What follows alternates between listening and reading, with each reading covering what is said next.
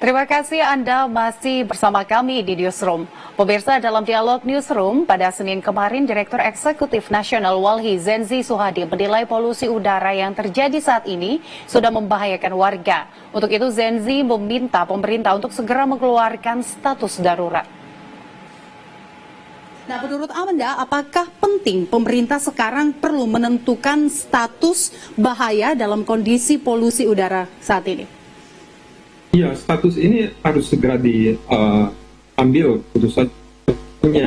Sekarang ini sudah darurat sebenarnya untuk kesehatan rakyat. Dan ingat, pemerintah itu punya dua kewajiban saat ini. Selain dia mengadres penyebab dari polusi, dampaknya ini juga harus ditangani segera oleh pemerintah.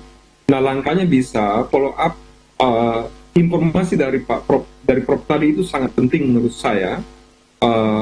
Bahwasanya perbedaan polutan itu dia mempunyai efek yang berbeda. Nah, dari sebaran dan angka sakit atau gejala yang ada di seluruh Jabodetabek ini, itu bisa dimunculin penyebabnya apa begitu. Daerah industri akan melepas polutan jenis apa dan menyebabkan apa. Nah, dari sini kebijakan strategisnya bisa diambil. Satu, kewajiban negara untuk menangani dampak ini terhadap rakyat. Negara harus mengambil putusan, ya. Jangan sampai rakyat ini menanggung beban, terus menanggung juga risiko. Rakyat sudah menanggung risiko, bebannya itu harus diambil alih sama negara. Status darurat harus segera diputuskan. Baik. Yang kedua, terhadap penyebab, langkah jangka pendek dan jangka panjangnya harus segera diambil. Baik. Langkah jangka panjang harus diambil supaya situasi ini tidak semakin memburuk di tahun-tahun berikutnya. Dan kecenderungannya akan semakin memburuk karena populasi semakin meningkat, daerah industri semakin meluas. Ya pemirsa, Anda kembali di Dialog Newsroom. Ya, kita akan lanjutkan lagi perbincangan kita seputar polusi udara di Jakarta. Ya, saya langsung menyapa kembali Pak Nirwono Yoga. Ya, Pak Nirwono, kalau tadi dari Walhi sendiri mengatakan bahwa ini perlu adanya status darurat digalakan oleh pemerintah karena kondisi yang sudah mengkhawatirkan. Nah, dari Anda sendiri, apakah memang hal ini perlu dilakukan?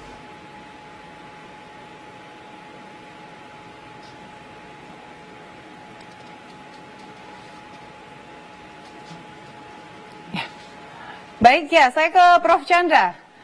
Mohon maaf pemirsa, Pak Nirwono, nanti kami akan berusaha menghubungin kembali.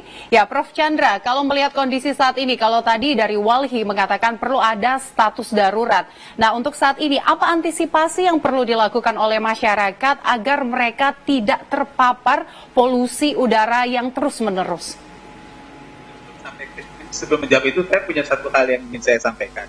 Karena tadi kan bahwa ini sudah pernah dibicarakan bulan Juli, tapi akhirnya terjadi juga. Kemudian dari Wali juga mengatakan kita mesti antisipasi dan sebagainya. Ini kan antara lain terjadi karena fenomena El Nino. Selain ada faktor-faktor lain. Dan di dalam fenomena El Nino itu sudah dibahas oleh para ahli. Saya juga sudah menulis beberapa kali di media massa. Salah satu potensi masalah, saya tidak bilang pasti terjadi, salah satu masalah yang ditemukan polisi adalah kemungkinan kebakaran hutan. Laporan dari World Meteorological Organization menyebutkan disebut negara seperti Australia dan Indonesia itu punya potensi kebakaran hutan.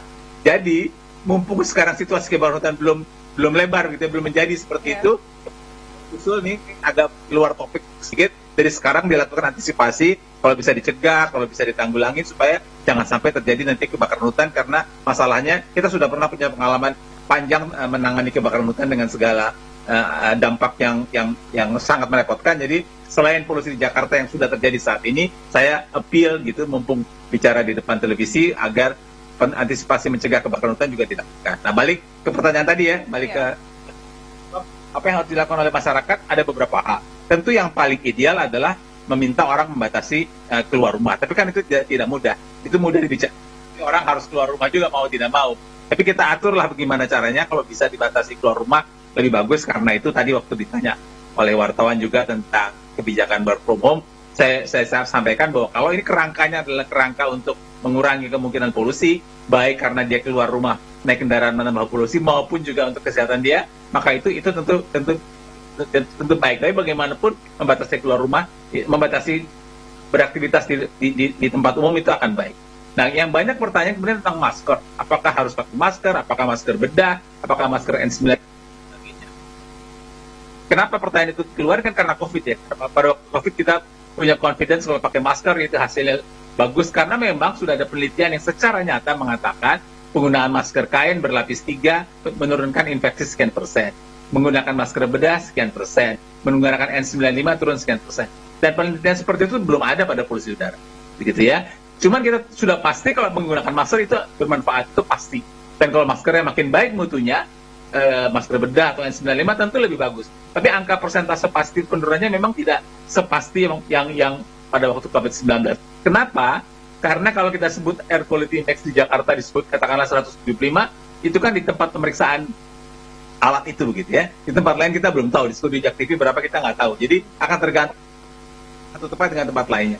Belum lagi ada hembusan angin dan sebagainya. Jadi banyak variabelnya, tapi kalau memang menggunakan masker itu tentu hal yang baik saja dilakukan, walaupun tidak seketat pada waktu COVID-19. Pertanyaan yang pertama juga soal air purifier sebenarnya, belum ada bukti ilmiah yang pasti yang menyebutkan bahwa penggunaan air purifier akan menurunkan dampak polusi udara. Jadi saya tidak mau ini melebar ke arah yang tidak. Kita cari dulu bukti ilmiahnya. Itu. Jadi pertama membatasi keluar rumah.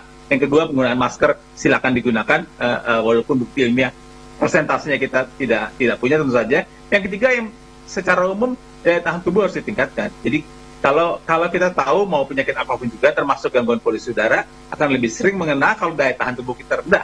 Jadi gizi yang baik, istirahat yang cukup itu tetap harus dijaga supaya daya tahan cukup untuk menghadapi akibat buruk polusi udara. Nah, yang keempat, kita jangan nambahin polusi nih. Polusi sudah sampai rapat terbatas bina kabinet, tentu semua pihak melakukan upaya. Saya sih usul konkret saja. Ini saya mengepil teman-teman yang masih merokok, jangan merokok lah sekarang ya.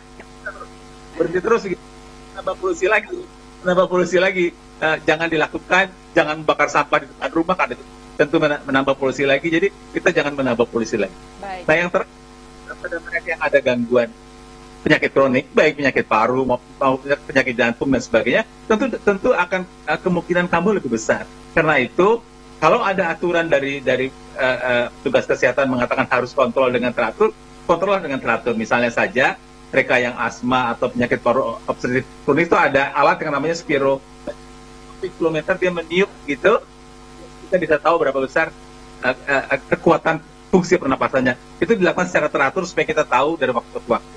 Yang kedua, kalau anjuran dokter untuk menggunakan obat secara rutin, obat itu silakan digunakan. Yang ketiga, kalau ada perburukan, baik untuk berkonsultasi kepada petugas kesehatan. Jadi itu bisa dilakukan oleh masyarakat. Ya, Prof. Chandra, apakah indikasi seseorang itu memang memerlukan penanganan ketika seseorang tersebut terpapar polusi udara saat ini? Ya, sekarang gini, pertanyaannya kan bermula dari batuk kan? Biasanya dari batuk.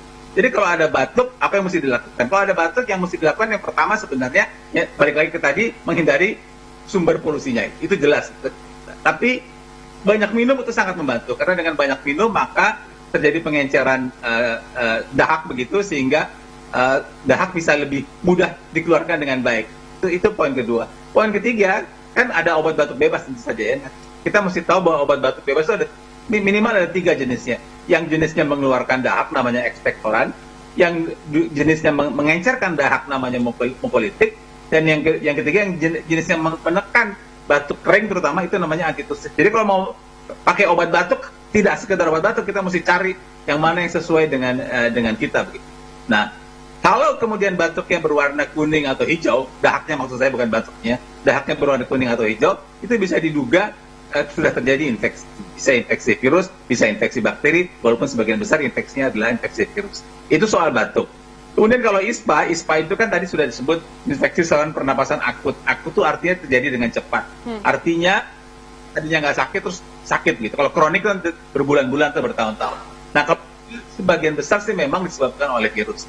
Jadi tidak tepat juga kalau batuk, dahak hijau, panas langsung makan antibiotik, itu tidak benar karena sebagian besar itu disebabkan oleh virus, dan kalau kita makan antibiotika tanpa kontrol dokter, maka bukan tidak mungkin antibiotikanya akan jadi resisten, nanti nggak mempan lagi. Jadi kalau ada akan istirahat, kalau ispanya kemudian memburuk, demamnya tidak hilang-hilang, batuknya tambah berat, tidak ada sesak napas, memang mau tidak mau harus berkonsultasi kepada petugas kesehatan. Baik, lalu untuk dari asupan makanan sendiri, Prof. Chandra, apa yang perlu dikonsumsi masyarakat untuk saat ini untuk meningkatkan daya tahan tubuhnya? Ya, sebenarnya tidak ada yang spesifik. Kita tahu makanan bergizi, makanan gizi yang seimbang itu tetap diperlukan. Tidak ada kalau lagi polusi udara mesti makan daun yang ini, kalau polusi yang lain daun yang lain enggak. Jadi kita atur gizi yang seimbang, ada karbohidrat, ada protein hewani, ada protein nabati, lebih banyak sayur dan buah. Itu prinsip gizi yang seimbang yang harus terus kita jaga, ada atau tidak adanya polusi udara.